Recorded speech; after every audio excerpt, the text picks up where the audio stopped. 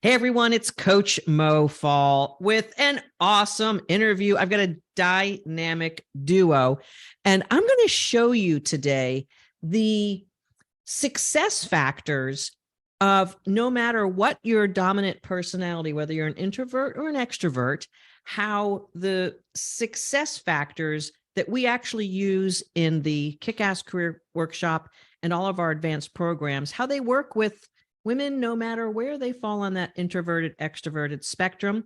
It takes all kinds to lead. And these two wonderful women who are joining me today came from different backgrounds, different industries, different professions, and they're rocking it in their respective professions. And I want to welcome Nadia Clifford. Thank you for joining us on this interview. And Jennifer Ryan, thank you for joining us. Nadia, why don't you go first and tell us a little bit about yourself, and then we'll pass it over to Jen, and then we'll get right into the interview. Absolutely. And it's a pleasure to be here. So my name is Nadia Clifford. I am a Senior Director of Engineering Program Management. That's a mouthful. I work for a very high-tech team. I orchestrate planning and execution of high-tech projects in engineering, in IoT specifically. So it's a lot of complexity, a lot of dependencies, and I've been in digital transformations and high-tech for the last 25 years. Even before that was a thing. Yeah, right. Before transformation was like something that people wanted. You saw the world that way. My first transformation was actually when my mother hired me. I was still in college, and I computerized a paper fax swivel chair process. So that was my first digital transformation back in the day. Like it.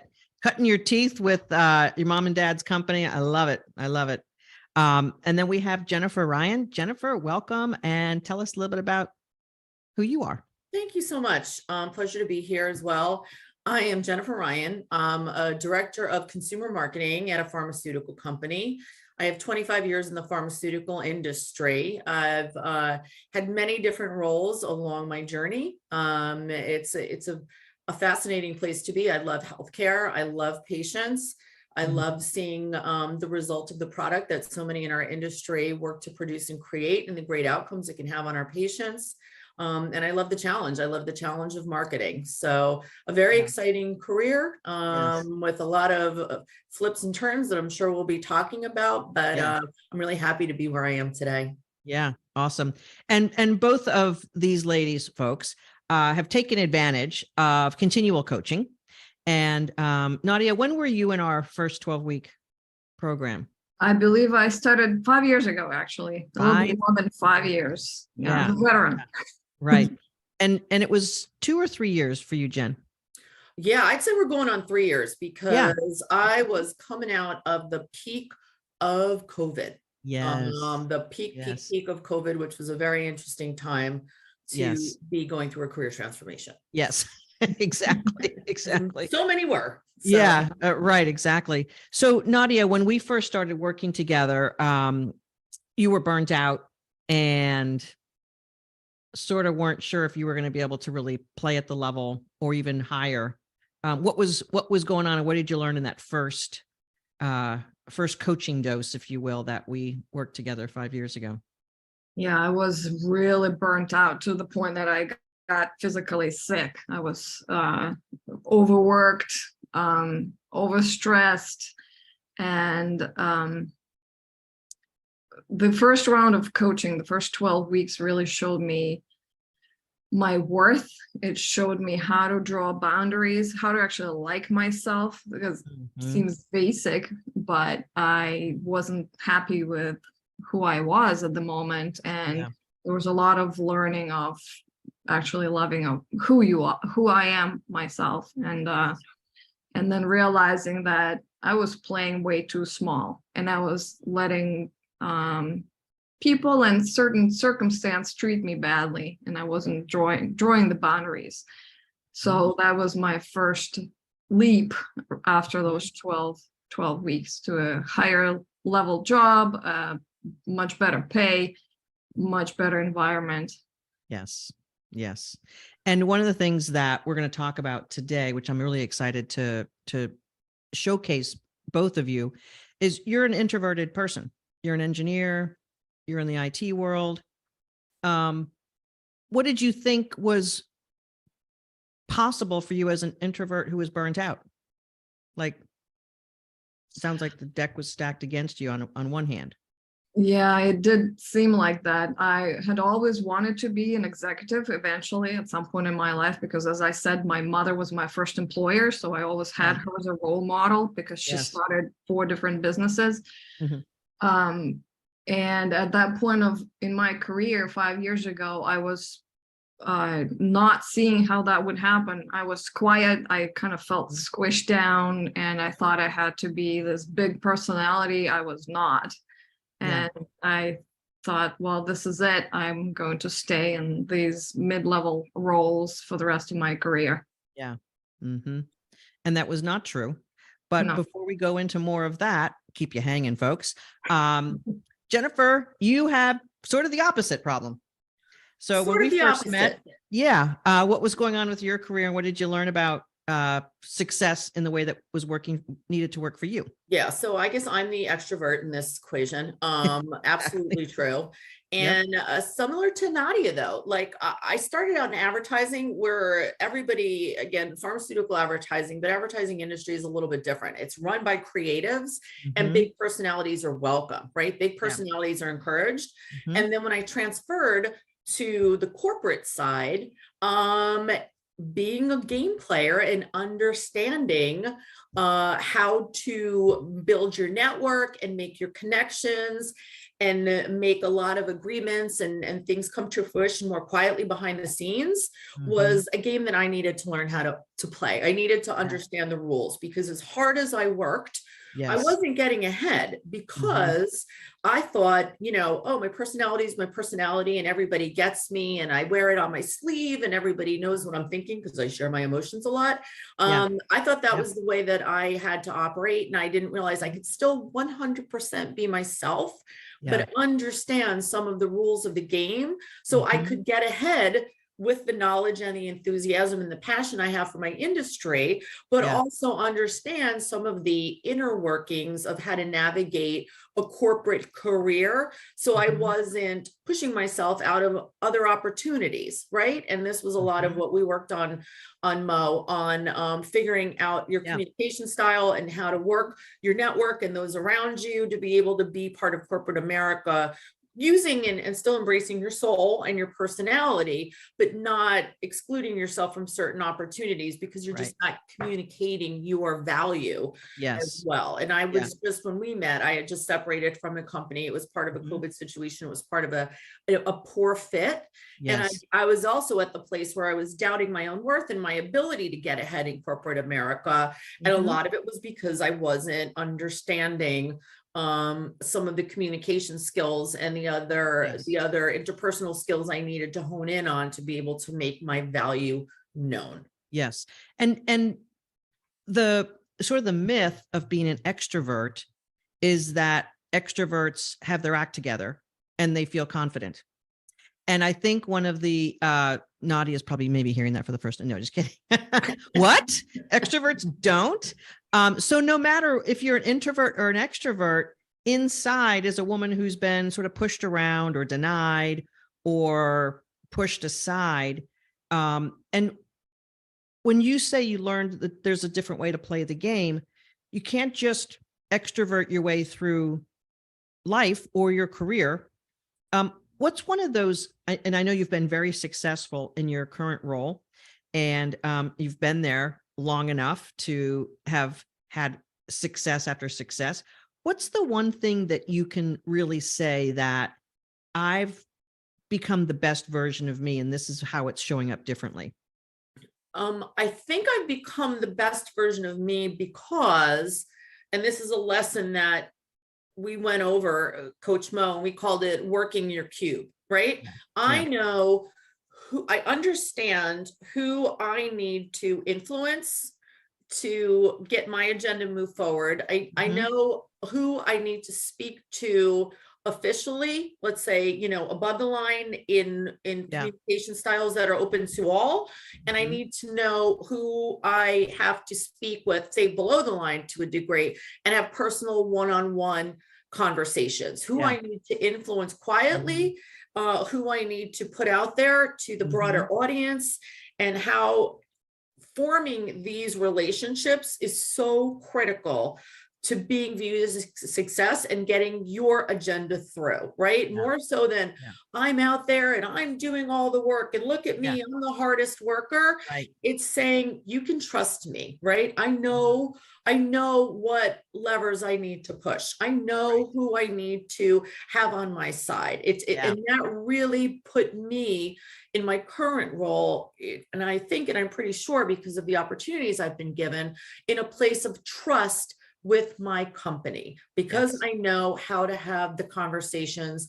I know who I need to influence. I know, my inputs and my outputs, how to work that network in a way that I stand up my story, but I've already vetted a lot of my story with those who matter. And here's the insider truth on that. You had to trust yourself first before you could do that. Yep. And that's, with sort of having a little bit of a bumpy career and not knowing why you weren't really advancing, and sort of getting at the crux of you not really feeling comfortable or trusting yourself. That gives you a power gear that feels different as an extrovert, doesn't it? It's not as much out-facing power as it's internally feeling. Go ahead and describe it so I don't have to. 100%, right? When you have the communication tools, right, and you have aligned to your soul, and you have come to trust yourself and know your value, you have a very comfortable, and I like to say, my internal platform, my internal voice, I always trust now, right? If I trust my voice, I know I have 25 years of experience. I'm every day going in to do the right thing. I listen for the truth and I speak the truth. So I can trust me. I am my North Star, right? And once you can operate from that place and you're not constantly doubting if you're saying the right thing or doing the right thing, and you know what your sphere of influence is, you can move forward. And honestly, this is how I advance. I know no matter what, I have it covered. There's nothing you can throw at me that I can't handle, because I have this inner core of knowledge and experience and trust and self-worth that I know how I can handle any problem thrown my way. So where previously, and some of this is age and experience, beyond the coaching, but where normally I would fall apart out loud, also being an extrovert, I don't use my inner voice a lot. I now know I don't have to fall apart. I can work it through internally and feel powerful in my own strength, that I can get through anything. Right. And Nadia, I know that in listening to Jennifer, you're thinking to yourself, that's exactly my experience. But again, sort of the self-worth, the inner trust, how has that worked for you? Totally different style. And you've had massive influence in the roles that you've had over these past 5 years. Yeah, I think the first step was embracing my own style, embracing my introvertness and quietness, and because I was so convinced, and I'm seeing these male role models in leadership roles that are super confident, that are extroverted, that just look very different from me, and I'm a petite woman and very quiet. And I did learn to embrace my style. And Mo, you've shared other examples of other women in leadership roles that are out there in corporate America, and I just started to understand that this is my style and I can still be a leader. And embracing this style was a game changer, because now I see it as strength.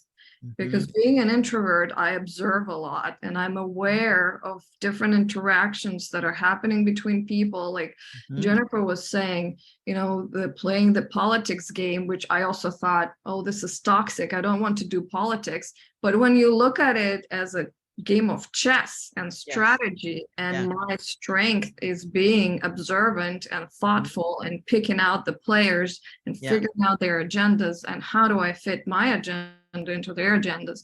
So it's actually quite a powerful combination.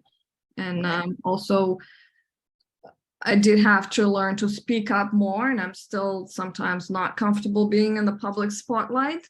But nonetheless, when I do speak, because I don't speak as often, I know that it holds a little bit more gravitas, because when I do finally speak, people do listen more carefully. That's the hidden secret of being an introvert. People want more out of an introvert than usually an introvert wants to give. And being a very smart woman, being able to be a problem solver, being able to look at complex issues, is really a gift that you have. And I remember the first time that you really showed up at a huge level when you had, I think it was the job you got first, where you had to run a whole team of engineers on a project. You remember that? Remember I forget what the number was, but it was a pretty big number of engineers you had to.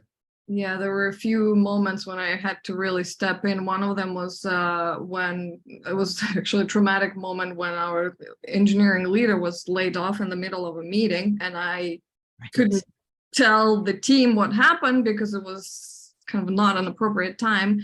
And I had to step in and lead the engineering planning meeting with all these engineers, and it went flawlessly. And after the fact, while I'm holding all this news inside, I informed them what happened.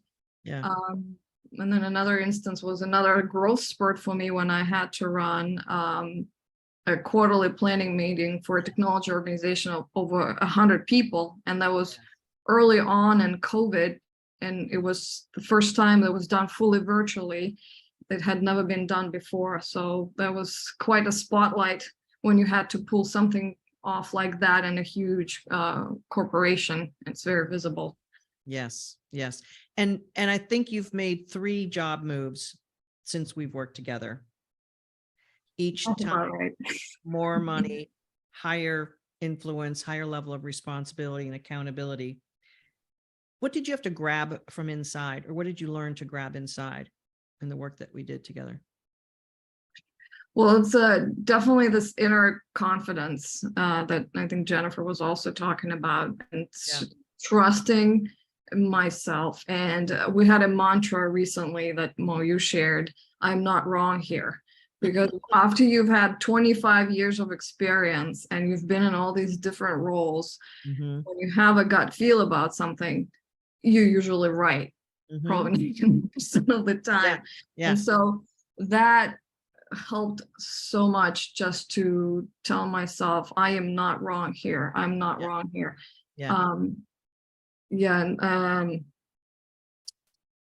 Also learning to step into this executive presence and know that I will figure it out.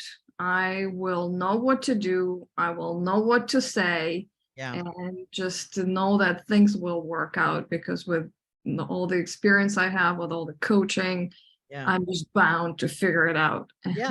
Yeah, absolutely. We talked earlier about limiting beliefs and understanding your worth and finding your value. I know you've had to advance some projects along the way, which wouldn't be possible if you didn't feel valued, valuable, and worthy.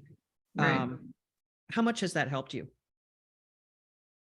It's a huge help, right? Because if you're pitted against some political happenings in a company, and somebody else is working against your agenda, you really have to be confident in your own values and in what you represent to be able to objectively work towards your goal, and to be able to influence others to kind of steer them also towards your goal. So it's very, very important.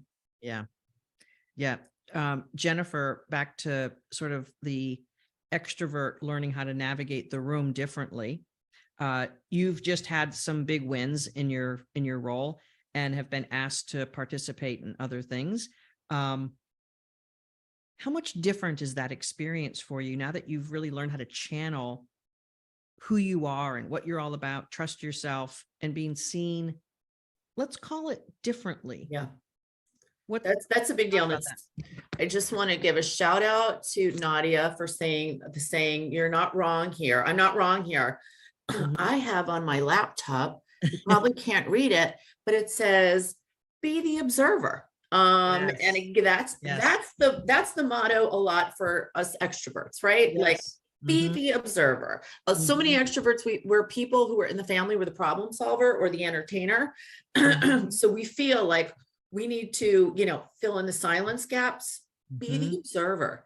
Be the Mhm. observer. A lot of time there's a gap in silence for Yeah. a reason, and your voice doesn't need to fill that in. So my Mhm. mantra, as it is stuck on my laptop and all my monitors, is be the observer. And that has gotten me, I think, a lot more trust within this new organization I've been with for 2 years. So it's not even that new anymore. And I've been afforded a lot of opportunities Yep. because my company can put me in a lot of different roles, right? And this is something, Coach Mo, that we've been through is Mhm. when you want to get to that next level, you're not all on the subject matter expert, I know the most, I do the most. It's nope, I can solve problems. I can figure out who I need to bring in to solve problems. I can listen to your problems, translate them in my brain, and help you come to solution. So being the observer has put me in a place where I have been afforded across the organization opportunity, not Right. just vertical opportunity Yeah. within my own thread. And I think a lot of that Yeah. is bringing that executive presence Mhm. of really listening, right? And so much a part of it is like saying I'm listening or hearing and not listening, and listening. And a lot of that also is the soul and meditation work about being able to calm yourself and live in the moment, be in the present, and being in the present and being able to focus, I think, is another skill Yes. that has propelled me to the Yes. next level where I can truly figure out what needs to be solved right now and for whom, rather than tuning out and already thinking of the next problem or 15 steps down the road. The strategic Yes. leaders, we always need to be thinking 5 steps ahead, but at the same time, having presence is Yes. such a game changer, such Yeah. a game changer. And leaders, other leaders can see if you're present or not. They can see that. Absolutely. And you were thrown a big crisis a little bit ago, as I recall, and you expressed that you handled it completely differently. The Yep. question I have for you is not only that situation, but how have people responded who have known you for years, who now see a different, dare I say, more empowered, more whole version of Jennifer? Tell me about what you're getting as feedback on. That's really interesting. Well, one, from you and my coaching, colleagues and peers like Nadia have seen me handle things in a much more calm, cool, and collected way. But Mhm. also, I have a lot of other industry colleagues that I've known, and we've been on this journey of ours for years together. And I said, oh yeah, last week I had to change up a plan for a meeting that had 400 people, and overnight I had to, redo something. And there was a lot of, oh my God, no way. Are you so mad? Are you so annoyed? Like, I can't believe that, blah, blah, blah, blah. That's such BS. And I was like, no, I figured it out. I called 3 people and it was solved, like things that, and I share, and I share with colleagues still, because I want to say you can get through these similar things without going off the deep end. Like I usually would do, I would usually immediately emotionally react and go off the deep end, and then think about how to solve the problem and not really Yes. hear what Yes. anybody's telling me, because my emotions have formed a wall around me Yeah. of not letting me actually think clearly with my presence brain. Mhm. So things, now I see my peers reacting to issues, that sending them over the deep end, that me, it's just like bat it away, bat it away, bat it Mhm. away. I'm coming Uh-huh. from my place of truth. I'm speaking in my true voice. Yeah. I'm coming from my soul. Throw it at me, right? Even Right. if it doesn't get solved, now I have the courage to say it was unsolvable, but here's Mhm. path 2, right? Mhm. Like there's, I Right. have that. It's that being able to live within your truth and have your soul that lets you handle these problems and have the confidence to even say, I can't solve this one, right? Like this is a problem I can't solve, and be good with that, and have your leadership be good with that, because they know if it could have been solved, Jen would have solved it. That's right. So, like having that kind of confidence, Yes. to say, even if it is unsolvable, I tried, but I couldn't solve it. That's what makes all the difference in the world. You're not Right. working from a place of fear anymore, which so Yes. much of us do, women. Yes. So many of us do, junior in career, but any level in career, so many women are working from a place of fear. And once you're Yes. out of that and you don't let yourself get in that, it's a whole different ball game. It really is. Right. And that is the place of overworking. And that is the place of burnout. Yep. And Nadia, I know you have a lot of personal interests and you have a lot of other creative talents. And I know you've been getting that back in your life. So what else has been possible for you? Owning your truth, being a powerful version of you, being able to rise in different levels of executiveship, and be able to just basically live a whole life versus just this one track workhorse, which I know you know how to do that, but now you're not a one track workhorse. I know how to do workhorse very well. Yes. Mm-hmm. I think when you're not confident in your own value, when you don't see how much you're worth, you're really constantly striving and trying to prove yourself to others. And it takes so much energy, and you're constantly just working hard, hoping to get noticed by somebody else that you're working hard, and just burning yourself out because you're doing things that are not feeding your soul. Mm-hmm. And when I changed that mindset of striving and trying to prove myself, it's just so much easier to live life. Mm-hmm. And all of a sudden you have all this extra time and energy to spend on other things as well. Like I play classical piano, I started writing poetry, I paint, I have all these creative endeavors that before I didn't even have time or energy for, because I was so overworked. And I think one of the myths is that the higher you go on the corporate ladder, the more you work. And it's not necessarily true. I mean, you could do it that way. You could. It's a choice. Yeah, you don't necessarily have to, because the higher you are, the more you need to focus on decision making, as Jennifer was saying, and solutioning, rather than doing the busy bee work that you could delegate. Yes. Yes. Actually, it's one of the hallmarks of the leaders, figuring out how to scale and delegate. Yes, absolutely. And, it's interesting. One would think that when you're burnt out, you would want to do the creative pursuits as sort of like a relief from feeling burnt out. But when you're burnt out, you don't have even an ounce of energy to do the things that you truly love or enjoy, or that open you up. And you've been able to do that so remarkably. The other thing I want to comment on is also your choice to be seen and heard as a speaker and a thought leader, and participating in the beautiful platform of LinkedIn as someone who has great thoughts and ideas about the challenges of the workplace. You've done a great job being a thought leader there. What has that shown you about who you really are and what's possible for you to be really a big time leader? Yeah, that was one of my goals, to become a thought leader. And it was terrifying because I do not necessarily like putting myself into a spotlight. But once I started doing it, it was actually an amazing experience. I started writing on LinkedIn, and I did a 30-day challenge when I posted an atomic essay every day. Mm-hmm. And I got such wonderful feedback from people. Somebody read every single one of my essays and said, wow, that was like a crash course in leadership and technology. Yeah. And it just gave such a boost to my own confidence and made me realize, wow, I know a lot, and and I have a lot to share. And it's very rewarding to share with others and to help them learn something that I've learned already, and maybe bring them along a little bit faster. Right. If you were the leader of yourself 5 years ago, Mhm. what would you say to her, or what would you advise or mentor her to say? What would you? How I would advise myself 5 years ago. Mhm. Um,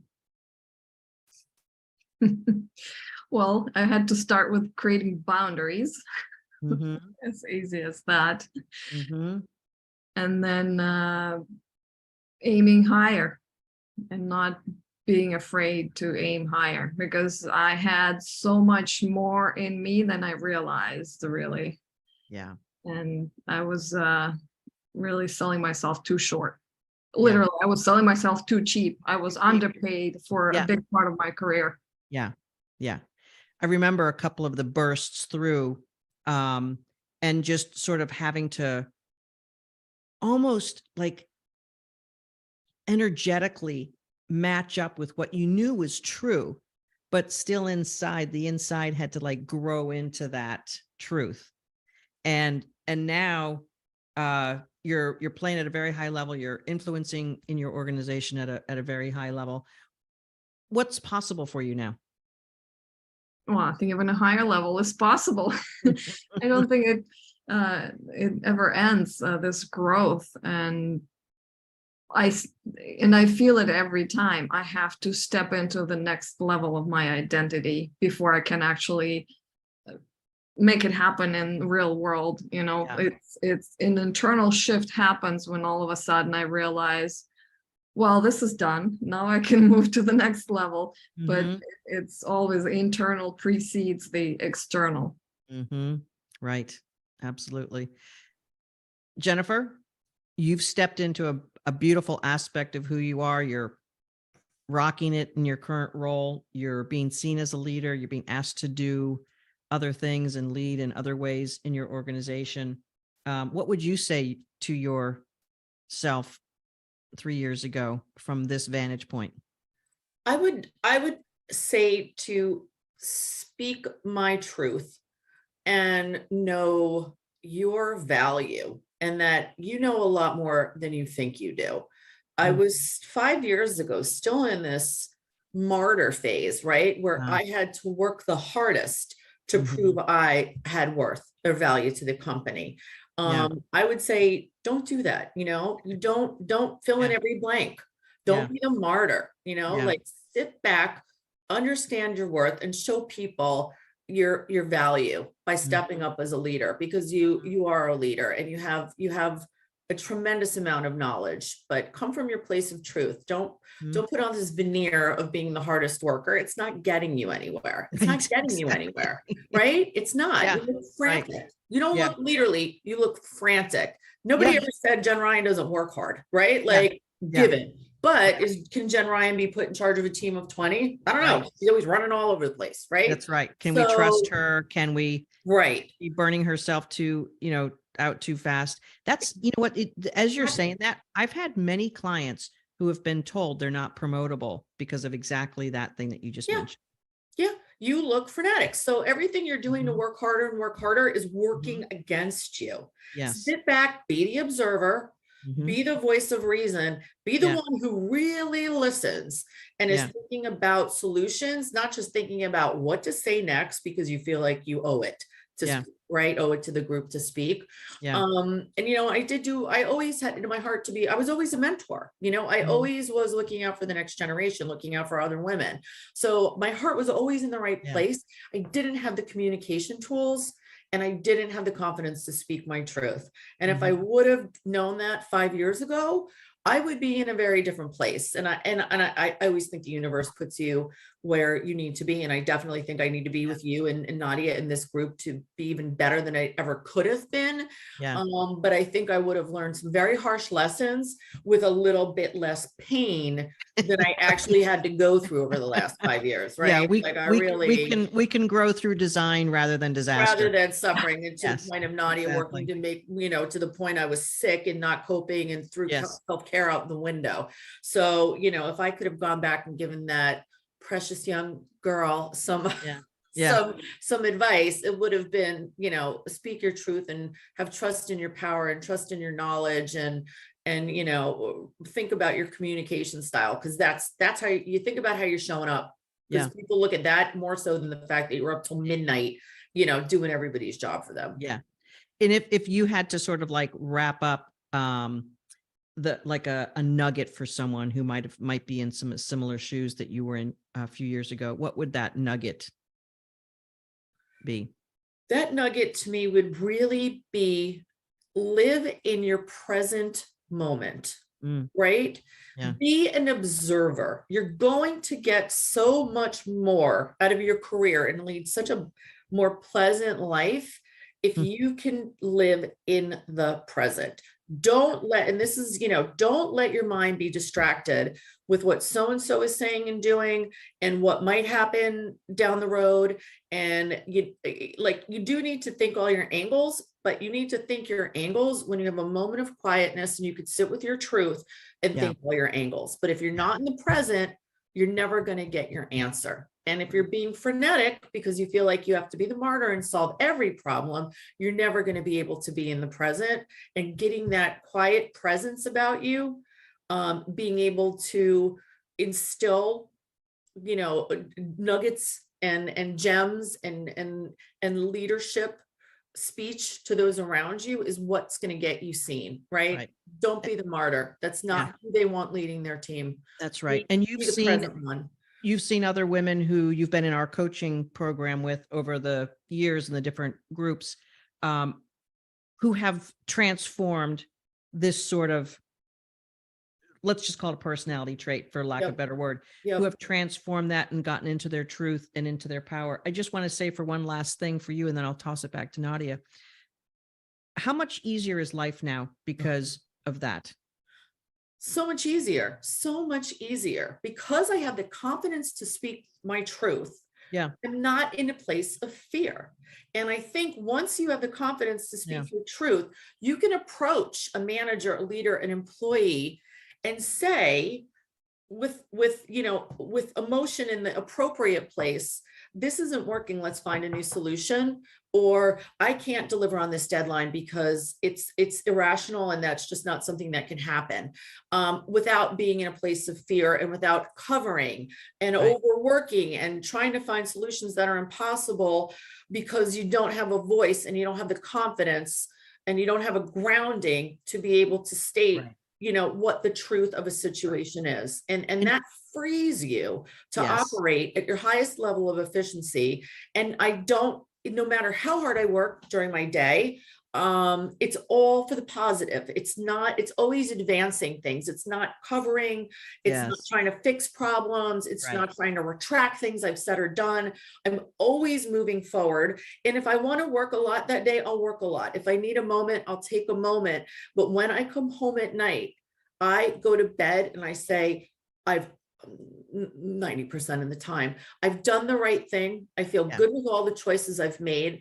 I stepped up for myself. I stood in my power and I had a really good day, right? I mean, that's the difference. It's being able to go to bed with a calm mind without 16,000 things running around your head about, what's left to be done. You've done everything you've done that day and you did it from your place of power and your place of truth. You did the most you could do and the best job you possibly could have. It's interesting. Yeah, exactly. It's interesting. The sort of the problem statement of sort of coming into the coaching work and doing the work has been completely different for you than it has for Nadia. But as you guys are sort of like capsulizing what has transpired in your transformation and who you are today, it's the same exact thing. Getting into your truth and being able to exert yourself in the world in a way that feels right and good for you. Nadia, what would be the other nuggets or the, sort of final words that you would have on a journey of basically finding yourself and getting the guidance to get there? Well, actually, speaking of guidance, I wish I had asked for help sooner. Well, I mean, I had to go on this journey in order to realize that I needed help. Yeah. Yeah. But I had been thinking way in the back of my mind, I really wish there was somebody I could ask career advice of, somebody I could talk to about career, because I felt stuck for such a long time.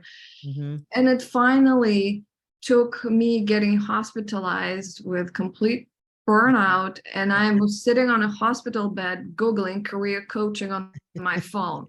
I would recommend not waiting until that point. Exactly. And do it earlier. So yeah, I sometimes, I can't help but wonder what would have happened if I had that wise counsel and advice sooner in my career. Mm-hmm. But I think another nugget that I keep returning to, and I'm seeing in a lot of people, is negotiating with themselves. So people decide they want to do something, but then they talk themselves out of it.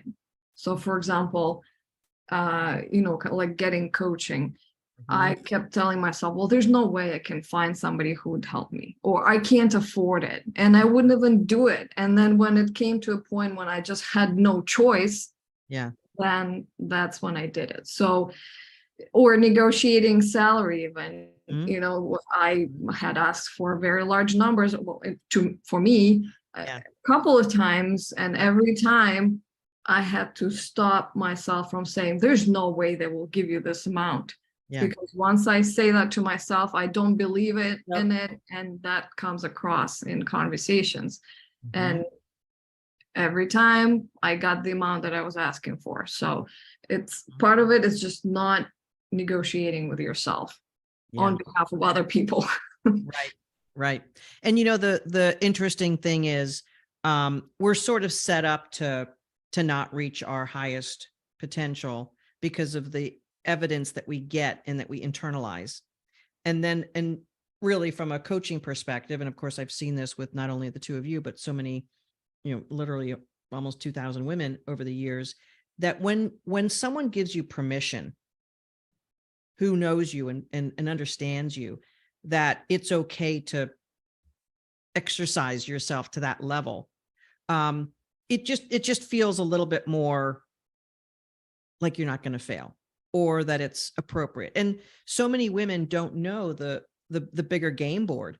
And as you know, I mean, I played the bigger game board, and sort of navigating, all right, that is okay for you to ask for. That is what you would expect to be doing. That is the next level. Now that you see that, and now that you've allowed yourself to step into that. So, being a coach and giving advice and coaching is one thing, but when clients step into it and do it, that to me is like, where coaching is obviously the best game in town, because you need to be leveled up, because you want to do more and be more. And then here's how to do it. Okay, you step into that. And both of you ladies are such great examples of leaning into the process, leaning into the expertise, and taking yourself to that next level. And I just have loved this interview because I get to see both of you shining. I know the work that you did. You both did an amazing amount of work, self-reflection. There is discipline involved in becoming a better version of you. And I just want to say, first of all, thank you, Nadia and Jen, for sharing your stories. Thank you for being willing to express what it takes for a woman in today's day and age. We're getting a lot of inputs that say no, and to be able to say yes to yourself and up level. So thank you very much for sharing your journeys and your stories, so that you can inspire women who sound like you, look like you, or who don't, but the experience is exactly the same. Really, thank you so much for sharing your stories. Thank you, Mo, for having us here. Yeah, happy to share. It's been a lot of fun. Folks, if you resonate with Nadia and Jennifer and everything in between, if you're a professional woman who's not where you want to be, there is an opportunity for you to find your truth, find your soul's power, and to be able to exercise that at a different, better level, so that you can live a life that feels good. That's what these ladies are doing, and there's plenty more like them. Again, thank you, ladies. It's Coach Mofall, mofall.com/talk if you would like to get the process started. Again, Nadia and Jennifer, thanks so much. Thank you.